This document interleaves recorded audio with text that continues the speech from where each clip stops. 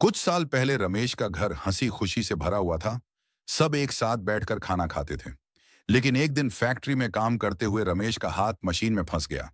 चोट इतनी गंभीर थी कि रमेश को नौकरी से निकाल दिया गया। धीरे धीरे घर का खर्चा चलाना मुश्किल हो गया। चूल्हा भी कई दिन ठंडा रहता था। सावित्री ने सिलाई का काम शुरू किया। रात दिन मेहनत करने लगी। पूजा का सपना था टीचर बनना। वह रोज मेहनत से पढ़ाई करती थी। पर हर महीने कर्ज बढ़ता जा रहा था। उधार देने वाले दरवाजा पीटने लगे। एक दिन मोहल्ले के एक आदमी ने पूजा के लिए रिश्ता ला दिया। रमेश जानता था कि लड़का बेरोजगार है, लेकिन मजबूरी ने उसे हाँ कहने पर मजबूर कर दिया। पूजा ने अपने सपनों को दबाकर पिता की चुप्पी समझ ली। घर में शादी की तैयारी हो रही थी, लेकिन माहौल में खुशी नहीं थी। शादी के दिन पूजा की आंखों में सिर्फ आंसू थे। फेरे होते रहे, लेकिन रमेश का दिल हर मंत्र के साथ टूटता गया। विदाई के समय पूजा अपने पिता से लिपटकर फूट फूट कर रो पड़ी। पूजा के जाने के बाद घर में सन्नाटा छा गया। रात को रमेश छत पर बैठकर आसमान देख रहा था।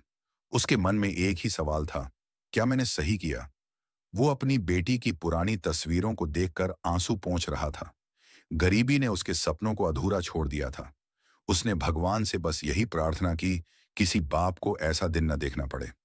ससुराल पहुंचते ही पूजा ने महसूस किया कि यहाँ हालात भी आसान नहीं हैं। उसके पति के पास काम नहीं था और घर का खर्चा चलाना मुश्किल था।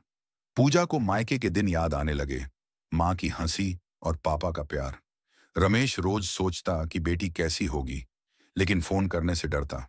सावित्री हर त्योहार पर पूजा का इंतजार करती, लेकिन वह नहीं आ पाती। गांव के लोग बातें बनाने लगे।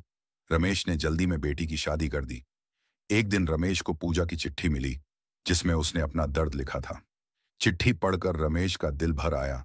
वह छत पर जाकर चुपचाप रोने लगा। उसने सोचा कि किसी तरह बेटी की मदद करनी होगी। रमेश की मुलाकात अपने पुराने दोस्त से हुई, जो अब शहर में काम करता था। दोस्त ने वादा किया कि वह रमेश को शहर में काम दिलाएगा। कुछ ही दिनों में रमेश शहर चला गया, ताकि बेटी के लिए कुछ कर सके। शहर में रमेश ने मजदूरी शुरू की। दिन रात मेहनत करने लगा। पहली तनख्वाह मिलते ही उसने पूजा को पैसे भेजे। पैसे पाकर पूजा की आंखों में चमक आ गई। धीरे धीरे पूजा के घर की हालत बेहतर होने लगी। कई महीनों बाद रमेश बेटी से मिलने गया। बेटी ने पिता को बताया कि अब हालात बेहतर हैं। रमेश जानता था कि उसने बेटी के सपनों को पूरा नहीं किया, लेकिन उसकी जिंदगी को संभाल दिया। भगवान के मंदिर में जाकर रमेश ने कहा, अब चैन है प्रभु।